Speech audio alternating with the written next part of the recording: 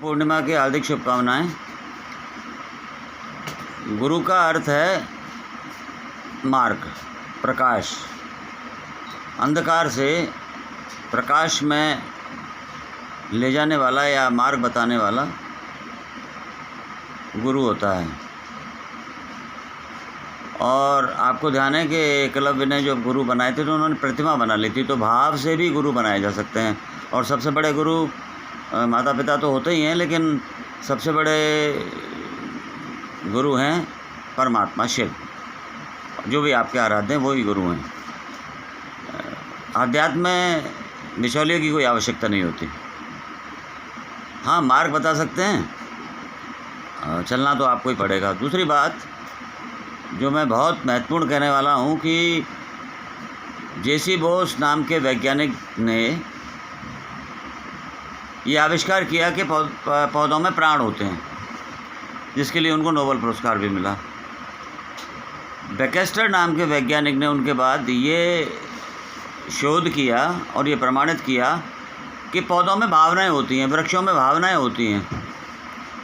और यदि आप कोई पौधा लगाते हैं, पौधे से प्रेम करते हैं या फूलों से प्रेम करते हैं, फूलों के पेड़ों से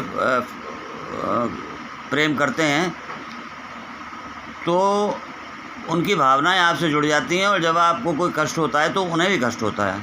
जब आप बीमार होते हैं तो वो भी बीमार होते हैं, क्योंकि प्रकृति परमात्मा है। इसलिए जो महत्वपूर्ण बात मैं कहने जा रहा हूँ वो ये है कि जो बलि प्रथा प्रारंभ की गई, उसमें बाद में एक वर्ग ने गुड़हल के फूल की बलि देना, पुष्पों को तोड़ना, वृक्षों को काटना, वृक्षों की डालियों को तोड़ना, अनावश्यक संस्कृत में बोल देना पुष्पम समर्पयामि। अरे किसी को आप जिसमें प्राण है, जिसको आप तोड़ रहे हैं, इसका मतलब आप हत्या कर रहे हैं। अन्य अनेक ऐसी वस्तुएं हैं, शहद है, आपका दुग्ध है, जल है, धूप बत्ती है, अनेकों ऐसी चीज़ें हैं जो कि प्रभु को समर्पित की जा सकती हैं। यद्यपि प्रभु वस्तु से प्रसन्न कम होते हैं, भाव से अधिक होते हैं। भाव महत्वपूर्ण होता है। इसलिए मेरा ये निवेदन है कि हम हमारे आश्रम में इस प्रकार की अधर्म की आज्ञा नहीं देते कि कोई पुष्प को तोड़े या कोई वृक्षों को काटे, डाली को काटे। और पुष्पों का स्वभाव है, ईश्वर ने दिया है खिलने के लिए, तो उनको खिलने दीजिए।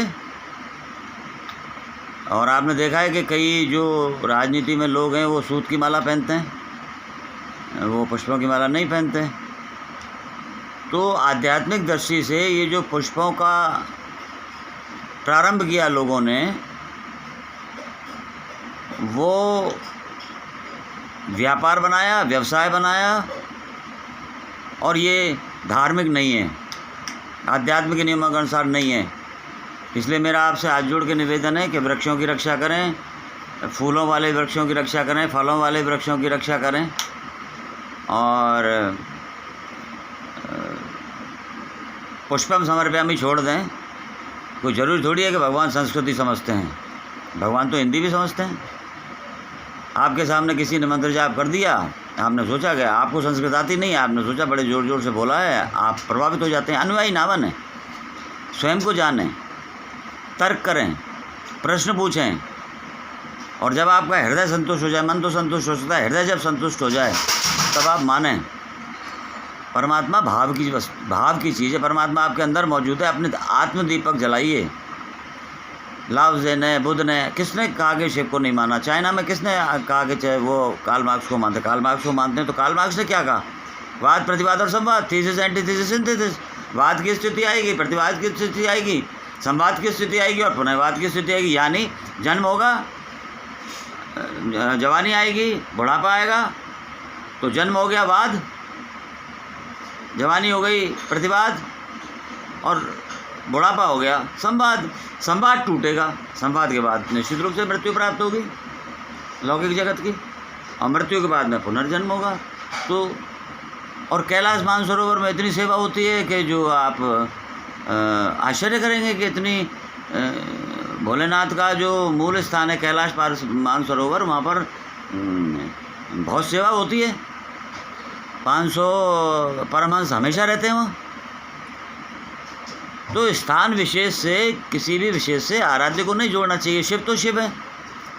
तो मेरा यही कहना है कि किसी भी रूप में, वनस्पति से, प्रकृति से, जिसका जो स्वभाव है, जो भगवान ने जिसके लिए भेजा है, फूल का स्वभाव है खुशबू देना, पेड़ का स्वभाव है फल देना, फल तोड़ लीजिए। पेड़ को क्यों काटते हैं?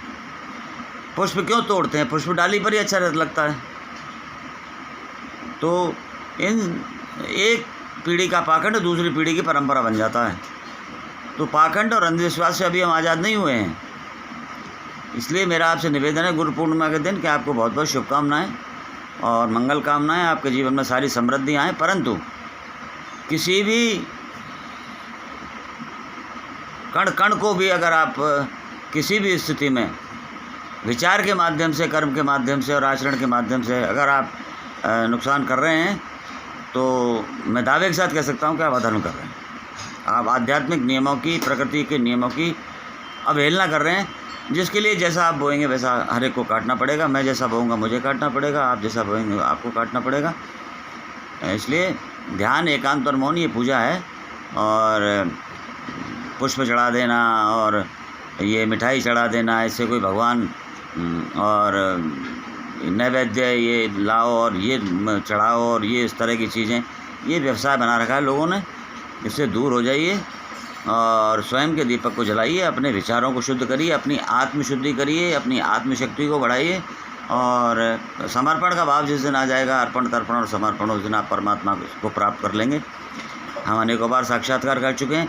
हमें प्रसिद्धि का कोई शौक़ नहीं है। हमें ना हमें प्रसिद्ध होना है, ना हमें कहीं कथावाचन करने जाना है। थोड़ी जो बात शिव वो कहते हैं हमसे, वो हम आपको फेसबुक पर कह देते हैं। और आपका शुभ शुभ हो। सदैव आपका अपना योगी देवेंद्र नाथ, प्राचीन माँ दुर्गा मंदिर, शिव परमानंद धाम, गुरु गोरखनाथ आश्रम, ग्राम बीलोट, तहसील नदवे, जिला भरतपुर, राजस्थान, भारत। ब्रह्मांड के प्रत्येक जीव का कल्याण हो। आदेश।